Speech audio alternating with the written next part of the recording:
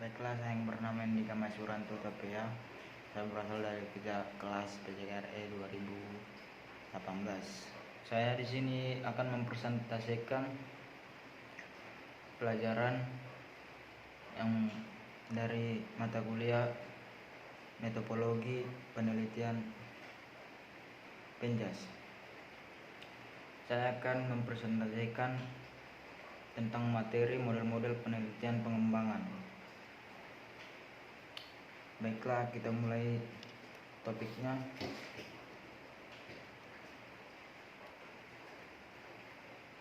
Satu, model pengembangan Brock dan Gel.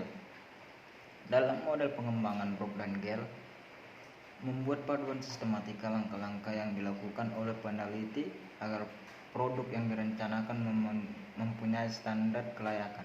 Dengan demikian, yang diperlukan dalam pengembangan ini adalah rujukan tentang prosedur produk yang akan dikembangkan. Brock dan Gel 1983 mengatakan bahwa prosedur penelitian pengembangan pada dasarnya terdiri dari dua tujuan utama, yaitu mengembangkan produk dan menguji keefektifan produk dalam mencapai tujuan.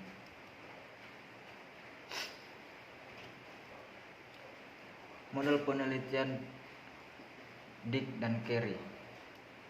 Model pembelajaran Dick dan Carey merupakan model pembelajaran yang dikembangkan melalui pendekatan sistem atau system approach terhadap komponen-komponen dasar dari desain sistem pembelajaran yang meliputi analisis, desain, pengembangan, implementasi, dan evaluasi. Model sistem pembelajaran yang dikembangkan oleh Dick dan kawan-kawan terdiri atas beberapa komponen yang perlu dilakukan untuk membuat rancangan aktivitas pembelajaran yang besar. Komponen sekaligus langkah-langkah utama dalam model desain sistem pembelajaran yang dikemukakan oleh Dick dan kawan-kawan yang terdiri atas 1. Mengidentifikasi tujuan pembelajaran, 2. Melakukan analisis instruksional, 3. Analisis siswa dan konteks, 4. Merumuskan tujuan pembelajaran khusus, 5. Mengembangkan instrumen penelitian, 6. Mengembangkan strategi pembelajaran, 7. Penggunaan bahan ajar, 8. Merancang dan mengembangkan evaluasi formatif, 9. Melakukan revisi terhadap program pembelajaran, 10.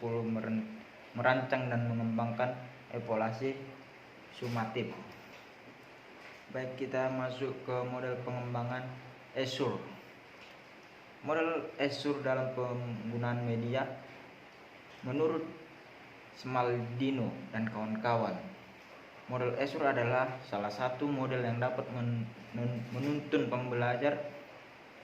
pelajar secara sistematis untuk merancang proses pembelajaran secara efektif. Model Azure pada pelaksanaannya memadukan penggunaan teknologi dan media di ruang kelas. Jadi dengan melakukan perancangan secara sistematis dapat membantu memecahkan masalah dan membantu mempermudah menyampaikan pembelajaran. Kita masuk ke model pengembangan EDI. Model pengembangan EDI yaitu 1. Analisis something. Sebelum mulai mengembangkan strategi konten pembelajaran apapun, Anda harus menganalisis sesuatu saat ini dalam hal pembelajaran, kesenjangan pengetahuan. 2. Desain something. Fase desain berhubungan dengan tujuan pembelajaran, instrumen penilaian, latihan, konten, analisis materi pembelajaran, perencanaan pelajaran, dan pemilihan media. Fase desain harus sistematis dan spesifik. Develop something. Pada fase develop akan dilakukan perincian serta pengintegrasian teknologi yang akan digunakan untuk mencapai tujuan. Model pengembangan KMPB. George E. Kemp berasal dari California University di San Jose. Kemp mengembangkan model desain instruksional yang paling awal bagi pendidikan. Model camp memberikan bimbingan kepada para siswanya untuk berpikir tentang masalah-masalah umum dan tujuan-tujuan pembelajaran. Model pengembangan 4D. Model pengembangan 4D adalah perangkat model disarankan oleh Silam Thiagarajan.